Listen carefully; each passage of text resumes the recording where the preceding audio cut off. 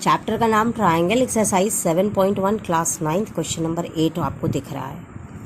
ये मैं यहीं से इसलिए पहले बता रही हूँ, इसको समझना बहुत ज़रूरी है। एक एक वर्ड पे ध्यान दो। In a right triangle A B C, ये आपका ट्रायंगल है ए बी सी और ये एक राइट ट्रायंगल है। राइट एंगल एस सी, यानी यहाँ सी के ऊपर राइट एंगल बना है, यहाँ पे ये 90 डिग्री है।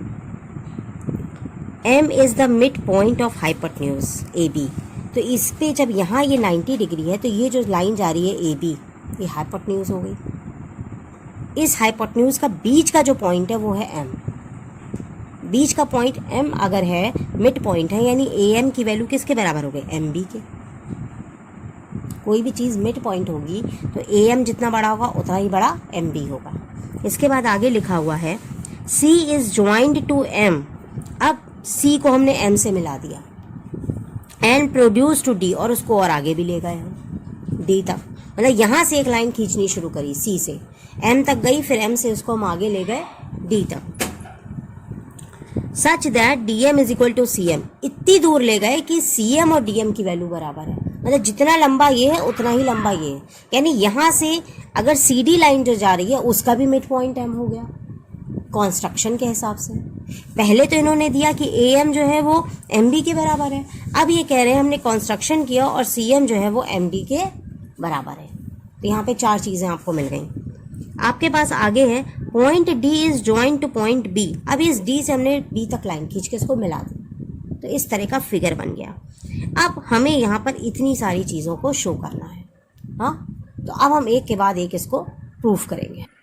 अब उस क्वेश्चन के बाद जितना कुछ था इसको मैंने एनालाइज किया कि हमको क्या क्या दिया है। कि ये जो ए सी बी है ये 90 डिग्री है, ए एम जो है ये ए एम ये एम बी के बराबर है, ये सी एम एम डी के बराबर है, और हमको कुछ क्वेश्चन में नहीं दिया है। अब हमको ये इतनी सारी चीज़ें प्रूव करनी है। हम एक तरफ से शुरू करेंगे। पहला है triangle A M C. First है triangle A M C is congruent to triangle B M D. We have to prove this. अब ए एम सी देखो कहाँ पर है, ए एम सी ये रहा, and B M D, B M D मतलब ये ट्राइंगल प्रूव करना है इसके बराबर है। ठीक, तो ये वाला एंगल इसके बराबर हो जाएगा क्योंकि vertically opposite angle. Angle D M B is equal to angle A M C, reason हो गया vertically opposite.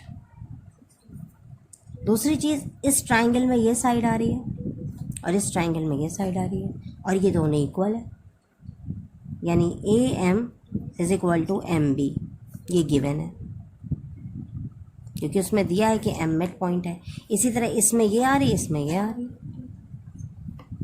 M C is equal to M D, ये भी गिवन है। हमको तीन चीज़ें मिल गई। So triangle A M C is congruent to triangle B M D.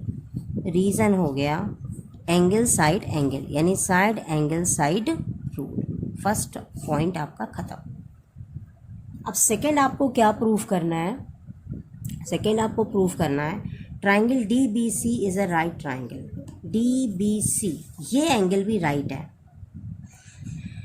अब अगर हमको ये प्रूफ करना है कि ये एंगल राइट है, ठीक, तो हमको ये पूरे ट्राइंगल को इस पूरे ट्राइंगल के बराबर प्रूफ करना पड़ेगा, क्योंकि तब अगर ये 90 है तो फिर ये भी 90 हो जाएगा, है ना। तो यही आगे दिया भी है कि डी एम बी सी को ए सी बी के बराबर प्रूफ करोगे थर्ड पॉइंट में। अब हम पहले प्रूफ करेंगे थर्ड पॉइंट अपना, triangle D B C is congruent to triangle A C B. अब मान लीजिए हमने इसे प्रूफ करना है, तो इसको प्रूव करेंगे in triangle D B C and triangle A C B. अब आपके ये दोनों ट्राइंगल कॉन्ग्रुएंट है तो इनकी सब चीज़ें इक्वल होंगी, तो आपकी ये साइड इस साइड के बराबर हो जाएगी। A C is equal to D B as triangle A M C is congruent to triangle B M D. जब वो दोनों ट्राइंगल कॉन्ग्रुएंट है तो ये दोनों साइड भी इक्वल हो गई। इसके अलावा जब ये दोनों ट्राइंगल कॉन्ग्रुएंट है तो ये एंगल इस एंगल के बराबर हो जाएगा, क्योंकि ये एंगल इस एंगल में है, ये वाला एंगल इस वाली ट्राइंगल में है, तो जब ये दोनों कॉन्ग्रुएंट ट्राइंगल है तो ये इनके एंगल्स आपस में इक्वल हो जाएंगे, और बड़े वाले ट्राइंगल में ये एंगल और छोटे इधर वाले ट्राइंगल में ये एंगल आ रहा है। तो आपने लिखा angle B D C is equal to angle B A सी।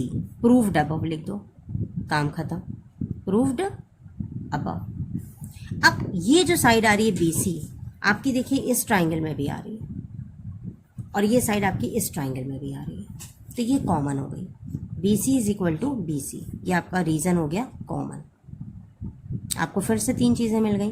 तो triangle D B C is congruent to triangle A C B by side angle side rule. अब आपके अगर ये 2 ट्राइंगल कॉन्ग्रुएंट हो गए तो आपकी जो बी डी साइड है ये इक्वल हो जाएगी ए सी के, यानी बी डी साइड जो है ये पैरेलल भी लिख सकते हैं हम ए सी के। अब अगर 2 लाइनें पैरेलल होती हैं तो उनके जो इंटरनल इंटीरियर एंगल्स होते हैं उनका सम 180 डिग्री होता है।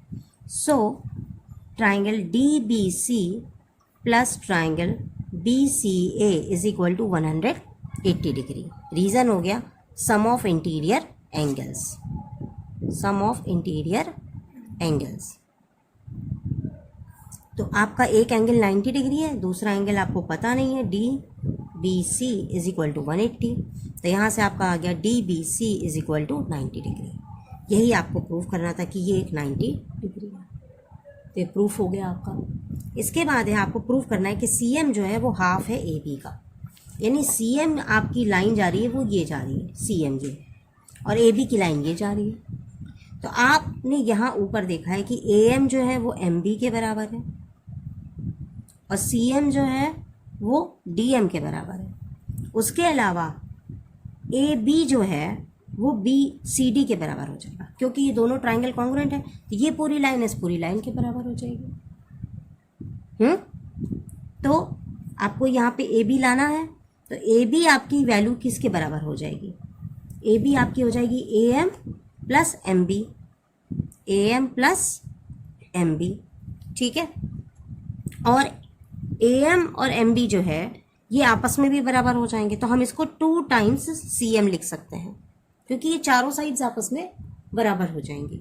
तो C M is equal to half of A B. This is